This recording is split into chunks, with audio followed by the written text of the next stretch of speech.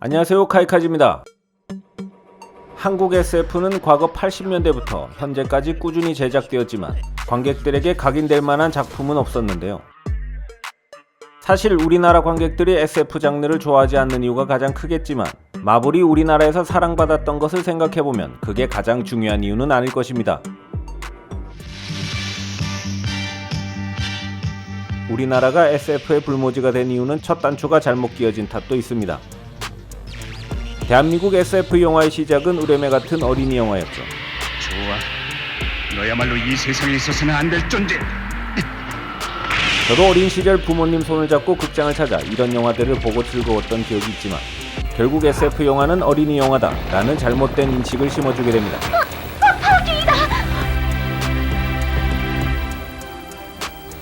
그럼에도 SF 영화를 만들겠다는 시도는 꾸준히 있었습니다.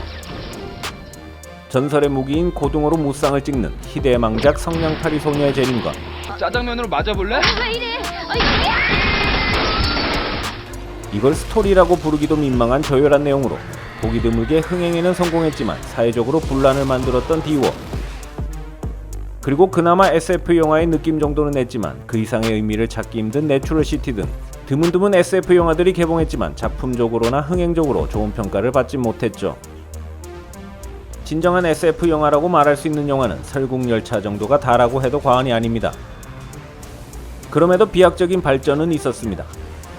2010년대 이후 덱스터 스튜디오를 필두로 굴지의 특수효과 팀들이 속속 생겨나며 이제는 헐리우드 부럽지 않은 화려한 컴퓨터 그래픽으로 만든 장면들을 볼 수 있게 되었죠. 그러나 이런 영화들이 흥행과는 별개로 작품적으로는 성공하지 못했습니다. 재밌는 사실이 과거 2000년대 초반에 나온 한국 SF 영화들과 가장 최근에 나온 택배기사가 성공하지 못한 이유가 같다는 사실입니다. 비약적이지만 20년이 넘는 시간 동안 한 치 앞도 발전하지 못했다는 말이죠. 그렇다면 한국 SF는 왜 이 모양 이 꼴이 났을까요? 오늘도 한번 벌어볼까? 어떤 영화든 세계관 구축은 필수입니다. 그 세계관 안에서 정해진 룰에 따라 절체절명의 사건에 맞닥뜨린 주인공을 보며 관객들은 긴장감을 느끼기도 희열을 느끼기도 하죠. SF 영화는 아니지만 영화 타짜 속 고니의 목숨을 건 아기와의 마지막 도박 장면에서 긴장감을 느꼈던 것도 그 세계관의 빌드업이 훌륭했기 때문입니다. 동작그만 밑장빼기냐? 고니가 평경장에 복수를 하고 고강렬을 구할 수 있는 가장 원초적인 방법은 폭력을 이용하는 것이겠지만 도박이라는 세계관 안에서 폭력을 이용하는 것보다 도박의 룰을 이용해 통쾌한 복수를 하는 것이 관객들에게 더 짜릿한 희열을 주죠. 사쿠라네? 사쿠라야? 세계관이 잘 짜여져 있다는 것은 그 세계관 안에서 캐릭터가 움직이는 원동력이 됩니다. 그 세계관의 구축은 굳이 SF 영화가 아니더라도 중요한 것이죠. 그런데 타짜같이 현재의 대한민국이라는 기본 세계관을 깔고 있는 영화들과 달리 우리가 듣지도 보지도 못했던 미래 사회를 다루는 SF 영화들은 그 세계관 구축에 더 많은 노력이 필요합니다. 쉽게 설명드리자면 어떤 영화가 지금으로부터 200년 뒤 한반도에서 일어나는 이야기를 다룬다면 현재 대한민국에서 어떻게 그 미래 사회가 되었나라는 일종의 연대기가 있어야 된다는 얘기죠. 그래야만 본 적 없는 그 미래 세계에 대해 관객들이 이해할 수 있는 토대가 될 수 있습니다. One day, the legend will be born. 듄처럼 아주 먼 미래, 먼 행성의 이야기도 몇만 년에 달하는 세계관을 가지고 있기 때문에 그들이 왜 고도화된 미래 사회에서 칼을 쓰는가, 그리고 왜 전 행성에서 듄의 스파이스를 원하는가에 대한 단초를 제공해주죠. 결국 모든 극에는 세계관 정립이 중요하고 특히나 현존하지 않는 세계를 다루는 SF 영화들은 세계관 정립에 더욱더 많은 시간과 노력이 필요합니다. 그런데 지금까지 나온 한국 SF 영화들의 세계관은 그 노력이 부족합니다. 택배기사의 예를 들어볼까요? 택배기사의 세계관은 지금으로부터 40년 뒤의 미래를 다루고 있는데 해성 충돌로 인해 대한민국이 사막화되고 공기의 중요성이 대두되면서 산소를 공급해주는 청명그룹이 정부의 힘과 대등한 위치에 있게 되고 산소를 배달하는 택배기사가 일반 국민들 사이에서는 영웅시되어 있다는 설정입니다. 그런데 본작에 보여지는 사막화의 수준을 보면 너무나 심각한 수준이라 정부가 존재할 정도로 문명을 이루기 힘들어 보이는 환경처럼 보입니다. 극중 세계관을 설명하는 장면에서 혜성이 직접 한반도를 때린 것으로 묘사되는데 그 정도면 생존율 1%는 고작이고 한반도에 있는 모든 생물이 절멸했다고 보는 게 맞는데 말이죠. 물론 어느 정도 크기의 해성이 충돌했느냐에 따라 희박한 가능성이 존재하지만 자세한 설명이 없어 의문만 듭니다. 그리고 천명그룹이 광물로 산소를 만들어낸다는 것은 미래에 그런 기술이 있겠거니 하고 넘어갈 수 있는 문제지만 굳이 산소를 만들 필요가 있냐라는 의문이 듭니다. 작중 대기 환경은 숨을 쉴 수 있는 공기가 부족하다기보다는 공기가 오염되어 있는 상황으로 묘사됩니다. 그렇다면 산소를 더 생산하는 것보다 공기를 정화하는 것이 더 옳은 방법이죠. 오히려 공기의 산소 농도가 높다면 산소 중독에 걸려 사망에 이를 수 있습니다. 결국 공기 필터 마스크가 필요하지 산소 마스크는 꼭 필요한 상황이 아니라는 얘기죠. 그러니 주인공들이 마스크를 벗다 썼다 하는데 배우들이 자기 얼굴 보여주고 싶어서 그러나 생각이 될 정도로 마스크와 산소의 중요성이 느껴지지 않습니다. 이 세계관의 중요한 지점이 사막화와 산소 부족인데 이 두 가지 지점 다 납득이 안 되니 그 안에서 일어나는 일 자체가 공감이 안 되는 것이죠. 그렇다면 한국 SF들은 왜 기본적인 세계관 구축조차 실패하는 것일까요? 결국 모방은 창조의 어머니고 기본적으로 성공한 SF가 있어야 그것을 자양분 삼아 발전하게 되는데 아직 한국 영화계에서는 그럴 정도의 웰메이드 SF가 없다는 것이 문제입니다. 앞서 언급했듯이 설국열차 같은 봉준호 감독 자체가 장르인 영화는 제외하고 말이죠.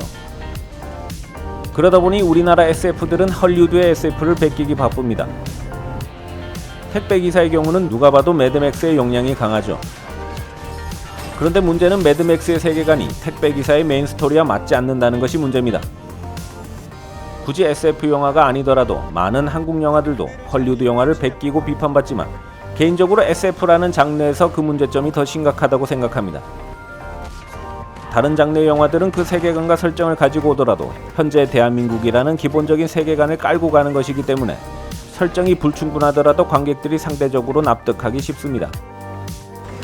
그런데 미래를 다루는 SF는 세계관 전체를 새로 짜야 되기 때문에 훨씬 더 치밀해야 되고 어색함 없이 맞물려 있어야 한다는 것이겠죠. 그래야만 관객들이 영화를 보는 2시간 동안 현재는 존재하지 않는 먼 미래의 고도화된 문명 세계를 이해할 수 있으니까요. 그런데 기존 SF 영화들은 거의 모든 것들을 여기저기서 가져와 얼기설기 있다 보니 세계관의 설정이 하나로 이어지지 못하고 의문만 남게 됩니다. 정의를 예를 들어볼까요? 참고로 자세한 정의 분석 리뷰는 오른쪽 상단 카드를 클릭하시면 볼 수 있습니다. 정의의 세계관은 공각기동대, 블레이드 러너, 엘리시움, 로보캅을 짬뽕해 놓았습니다. 그런데 정의의 메인 스토리는 엄마와 딸 간의 사랑을 다룬 전형적인 한국 신파를 다루고 있죠. 결국 영화가 다루고 있는 이야기와 세계관이 서로 이질적인 데다가 세계관마저도 각각 다른 주제를 말하는 여러 영화들에게서 가져와 섞어놓으니 영화의 대전제 자체인 세계관부터 납득하기 힘들어집니다. 물론 감독이나 작가의 역량에 따라 이 이질적인 세계관과 주제가 톱니바퀴 맞듯이 잘 붙을 수도 있겠지만 정의 포함 지금까지 나온 한국 SF는 그냥 겉보기에만 신경 썼다는 것이 문제죠. 이렇게 된 데에는 여러 가지 이유가 있겠지만 가장 큰 이유는 우리나라 영화 시장의 크기 때문이라 생각됩니다. 기본적으로 SF 장르들은 미래 사회를 다루다 보니 복장부터 세트까지 돈이 많이 들 수밖에 없습니다. 그러다 보니 제작비 대비 작은 영화 시장인 한국에서 성공하기 위해서는 도전보다는 안전을 택하는 것이죠. 넷플릭스나 OTT의 오리지널 경우에는 굳이 한국 시장만 보지 않아도 되겠지만 200억에서 300억 정도의 예산으로 제작되기 때문에 1000억이 넘는 헐리우드 영화들과는 기본적으로 시작점 자체가 다를 수밖에 없습니다. 그러다 보니 밖으로는 보이지 않지만 많은 전문가들의 노력이 필요한 부분, 바로 디자인을 생략해 제작비를 줄이는 대신 보기에는 그럴싸하게 만드는 것이죠. 기존 헐리우드 영화에서 디자인들을 살짝 가공만에 베낀다면 훨씬 더 빨리 그리고 더 적은 돈으로 그만큼의 퀄리티 있는 영상을 만들어낼 수 있다는 것입니다. 결국 검증된 레퍼런스를 무분별하게 쓰는 이유는 적은 제작비에 비슷한 퀄리티를 내기 위한 궁여지책인 것이죠. 그렇게 제작된 영화들이 비록 흥행은 한다 치더라도 완성도 자체가 떨어지다 보니 단발성의 인기밖에 누리지 못하게 되고 결국 SF라는 장르 자체가 한국 영화 시장에 뿌리를 내리지 못하게 만드는 아이러니를 초래하게 되는 것이죠. 정리해보자면 80년대 우레메 같은 작품들이 SF는 어린이 영화라는 잘못된 관념을 관객들에게 심어준 계기가 되었고 거기에 더해 저열한 수준의 스토리와 완성도로 SF 장르에 도전한 한국 SF 영화들이 고전을 면치 못했습니다. 그러나 2010년대 이후 CGI 기술이 비약적으로 발전해 보기에는 그럴싸한 SF 영화들이 나오게 되지만 세계관 구축의 실패, 여러 디자인들을 헐리우드에서 막연하게 베껴오는 것에 그치면서 20년 전 한국 SF의 과오를 조금도 개선하지 못한 상황입니다. 우리는 언제 헐리우드 못지않은 한국 SF를 볼 수 있을까요? 지금까지 카이카즈였습니다. 재밌게 보셨다면 구독과 좋아요 부탁드립니다.